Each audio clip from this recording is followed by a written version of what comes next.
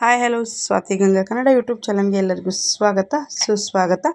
ಇವತ್ತಿನ ವಿಡಿಯೋದಲ್ಲಿ ನಾಳೆ ನಮಗೆ ಯುಗಾದಿ ಹಬ್ಬ ಇದೆ. ಇವತ್ತಿನ ದಿವಸ ಅಮಾವಾಸ್ಯೆ ಇದೆ. ಖಂಡಿತವಾಗ್ಲೂ ಈ ಒಂದು ಮಂತ್ರವನ್ನು ಹೇಳ್ಕೊಂಡಿದ್ದೆ ಆದರೆ ನಿಮ್ಮ ಸರ್ವ ಕಷ್ಟಗಳಿಗೂ ಪರಿಹಾರ ಅಂತಲೇ ಹೇಳಬಹುದು. ಬನ್ನಿ ಇವಾಗ ಏನೆಲ್ಲ ಒಂದು ಕಷ್ಟಗಳಿಗೆ ನಾವು ಈ ಮಂತ್ರವನ್ನು ಹೇಳ್ಕೊಳ್ಬೇಕು, ಎಷ್ಟು ಸಾರಿ ಹೇಳ್ಕೊಳ್ಬೇಕು, ಯಾವ ಒಂದು ಸಮಯದಲ್ಲಿ ಹೇಳ್ಕೊಳ್ಬೇಕು ಅನ್ನೋದನ್ನು ತಿಳಿಸ್ಕೊಡ್ತೀನಿ. ವಿಡಿಯೋ ಇಷ್ಟ ಆದರೆ ಲೈಕ್ ಮಾಡಿ, ಶೇರ್ ಮಾಡಿ, ಸ್ವಾತಿ ಗಂಗಾ ಕನ್ನಡ ಯೂಟ್ಯೂಬ್ ಚಾನಲ್ಗೆಲ್ಲರೂ ಸಪೋರ್ಟ್ ಮಾಡಿ ಅಂಥೇಳಿ ಕೇಳ್ಕೊಳ್ತೀನಿ. ಯುಗಾದಿ ಹಬ್ಬ ಅಂತಂದರೆ ನಮ್ಮ ಒಂದು ಹಿಂದೂಗಳ ಪಾಲಿಗೆ ಹೊಸ ವರ್ಷ ಅಂತಲೇ ಹೇಳಬಹುದು. ಈ ಒಂದು ಹೊಸ ವರ್ಷದಲ್ಲಿ ನೀವೆಲ್ಲರೂ ಒಂದು ವರಾಹ್ಯಮ್ಮನಲ್ಲಿ ಕೇಳ್ಕೊಳ್ಳಿ, ನಮಗೆ ಒಂದು ಆರೋಗ್ಯ ಕೊಡು, ಸಿರಿ ಸಂಪತ್ತನ್ನು ಕೊಡು, ದವಸ ಧಾನ್ಯ, ಮನೆಯಲ್ಲಿ ಧನ ಕನಕ ಅಭಿವೃದ್ಧಿಯನ್ನು ಕೊಡು, ಒಂದು ಮನೆ ಖರೀದಿ ಮಾಡುವಂಥ ಯೋಗವನ್ನು ಕೊಡು, ಮತ್ತು ನಮಗೆ ಚಿನ್ನ ಬೆಳ್ಳಿ, ನಮ್ಮ ಮನೆಯಲ್ಲಿ ಎಲ್ಲರಿಗೂ ಒಂದು ರೀತಿಯಾಗಿ ಆರೋಗ್ಯವನ್ನು ಕೊಡು, ನಮ್ಮ ಮನೆಯಲ್ಲಿ ಯಾವುದೋ ಒಂದು ದುಸ್ವಪ್ನಗಳಿಂದ ನಮ್ಮನ್ನು ದೂರ ಇಡು ಅಂಥೇಳಿ ತಾಯಿಯ ವರಾಹಿ ಅಮ್ಮನವರಲ್ಲಿ ಮನಸಾರೆ ಕೇಳ್ಕೊಳ್ಬೇಕು. ನೀವು ಆ ಮನಸಾರೆ ಕೇಳ್ಕೊಂಡಿದ್ದೆ ಆದರೆ ಆ ತಾಯಿ ನಿಮಗೆ ಒಂದು ವರಗಳನ್ನು ಕರುಣಿಸ್ತಾಳೆ ಅಂತಲೇ ಹೇಳಬಹುದು. ಏನು ಇಷ್ಟು ಚಿಕ್ಕ ಮಂತ್ರ ಅಲ್ವಾ, ಏನು ಇದರಿಂದ ಏನು ಕೆಲಸ ಆಗುತ್ತೆ ಅನ್ನೋಂಥ ಅಪನಂಬಿಕೆ ಬೇಡ ಸ್ನೇಹಿತರೆ. ಏಕೆಂದರೆ ನಾವು ನಂಬಬೇಕು, ನಂಬೋದಾಗಲೇ ನಮ್ಮದು ಒಂದು ಕೆಲಸ ಆಗೋವಂಥದ್ದು. ಹಾಗಾಗಿ ನಾನು ಮಗದೊಮ್ಮೆ ಹೇಳ್ತೀನಿ, ನಂಬಿಕೆ ಇಟ್ಟು ತಾಯಿಯ ವರಾಹಿ ಅಮ್ಮನವರ ಒಂದು ಮಂತ್ರವನ್ನು ಹೇಳ್ಕೊಳ್ಳಿ. ನಿಮಗೆ ದುಡ್ಡು ಖರ್ಚಾಗಲ್ಲ, ಒಂದು ಕಾಸು ಖರ್ಚಾಗೋದಿಲ್ಲ, ಒಂದು ಹೋಮ ಮಾಡಬೇಕು, ಉಪವಾಸ ಮಾಡಬೇಕು ಅನ್ನೋವಂಥದ್ದು ಏನೂ ಇರೋದಿಲ್ಲ. ನೀವು ಬೆಳಗ್ಗೆ ಎದ್ದ ತಕ್ಷಣನಾದರೂ ಹೇಳ್ಕೊಳ್ಬಹುದು. ಇಲ್ಲ ನಮಗೆ ಸಮಯದ ಅಭಾವ ಇದೆ, ನಾವು ಕೆಲಸಕ್ಕೆ ಹೋಗಬೇಕು ಅನ್ನೋವಂಥವ್ರು ರಾತ್ರಿ ಮಲಗುವಂಥ ಒಂದು ಸಂದರ್ಭದಲ್ಲಿ ನೀವು ಹೇಳ್ಕೊಳ್ಳಿ. ನಾಳೆ ಯುಗಾದಿ ಹಬ್ಬ ಆಗಿರೋದ್ರಿಂದ ನೀವು ಇವತ್ತು ಸಂಜೆ ಅಮಾವಾಸ್ಯೆ ಸಹ ಇರುತ್ತೆ ನಿಮಗೆ, ಶನಿವಾರ ದಿವಸ.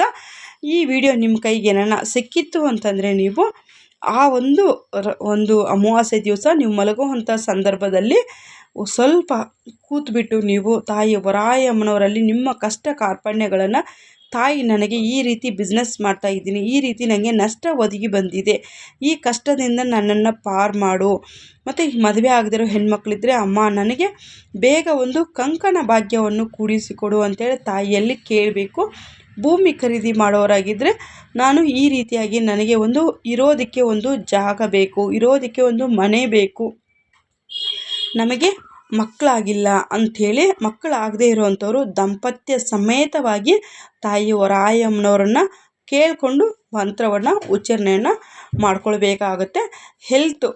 ಆರೋಗ್ಯ ಸರಿ ಇಲ್ಲ ಅನ್ನೋವಂಥವ್ರು ಸಹ ನಿಮ್ಮ ಆರೋಗ್ಯದ ಬಗ್ಗೆ ನೀವು ಕೇಳ್ಕೊಳ್ಬೇಕಾಗುತ್ತೆ.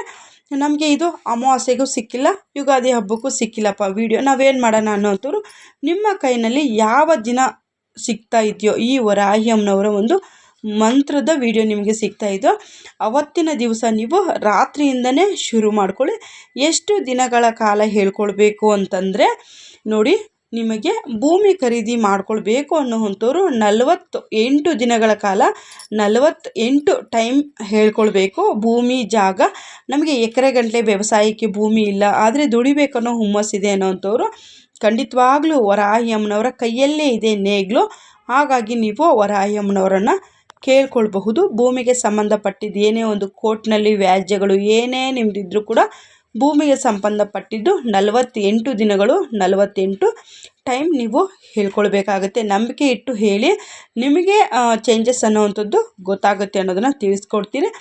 ಯಾರಿಗೆಲ್ಲ ಒಂದು ವ್ಯಾಪಾರದಲ್ಲಿ ಕೈ ಸುಟ್ಕೊಳ್ತಾ ಇದ್ದೀವಿ, ದುಡ್ಡು ಕಾಸು ಬರ್ತಾ ಇಲ್ಲ ಅನ್ನೋವಂಥವ್ರು ಬನ್ನಿ, ಇವಾಗ ಸ್ಕ್ರೀನ್ ಮೇಲೆ ಮಂತ್ರ ಬರ್ತಾ ಇದೆ. ಓಂ ಐಂ ಗ್ಲೋಂ ಶ್ರೀಂ ಶ್ರೀ ಜಗಜ್ಜನನಿಯೇ ನಮಃ.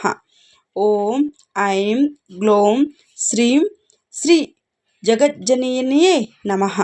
ಓಂ ಐಂ ಗ್ಲೋಂ ಶ್ರೀಂ ಶ್ರೀ ಜಗಜ್ಜನನಿಯೇ ನಮಃ.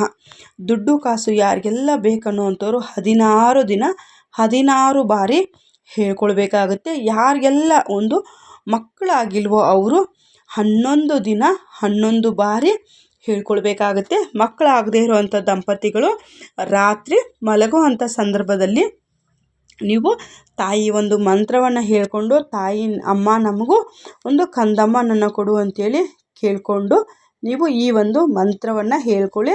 ಆದರೆ ಮೊದಲು ಹೇಳೋದಕ್ಕೆ ಮುಂಚೆನೇ ಅಪನಂಬಿಕೆ ಯಾವತ್ತೂ ನೀವು ಈ ಮಂತ್ರ ಹೇಳೋದ್ರಿಂದ ಆಗಲ್ವಾ ಅಂಥೇಳಿ ನೀವು ಮಂತ್ರವನ್ನು ಹೇಳ್ಕೊಂಡ್ರೆ ಅದರ ಫಲ ಅನ್ನುವಂಥದ್ದು ನಿಮಗೆ ಸಿಗೋದಿಲ್ಲ. ಯಾವುದೇ ಒಂದು ಕ್ಷಣದವರೆಗೂ ನೀವು 11 ದಿನ, 48 ದಿನ, 16 ದಿನ ಏನು ನೀವು ಹೇಳ್ಕೊಳ್ತಾ ಇರ್ತೀರೋ ಅಪನಂಬಿಕೆ ಆಯಿತು ಅಂತಂದರೆ ನಿಮಗೆ ಆ ಕಾರ್ಯ ಅನ್ನುವಂಥದ್ದು ಸಿದ್ಧಿ ಆಗೋದಿಲ್ಲ. ಹಾಗಾಗಿ ನೀವು ನಂಬಿಕೆ ಇಟ್ಟು ತಾಯಿ ವರಾಹಿ ಅಮ್ಮನವರನ್ನು ನಂಬಿ, ನೀವೇನು ಆಸ್ತಿ ಪಾಸ್ತಿ ಕಳ್ಕೊಳ್ತಾ ಇದ್ದೀರಾ ಇಲ್ಲ, ನೀವು ನಿಮ್ಮ ಒಂದು ಸಮಯ ಭಕ್ತಿ ಇದ್ರೇ ಸಾಕು, ತಾಯಿ ನಮಗೆ ಒಲಿದು ನಮ್ಮ ಒಂದು ಕಷ್ಟಕ್ಕೆ ಹೋಗೊಡ್ತಾಳೆ.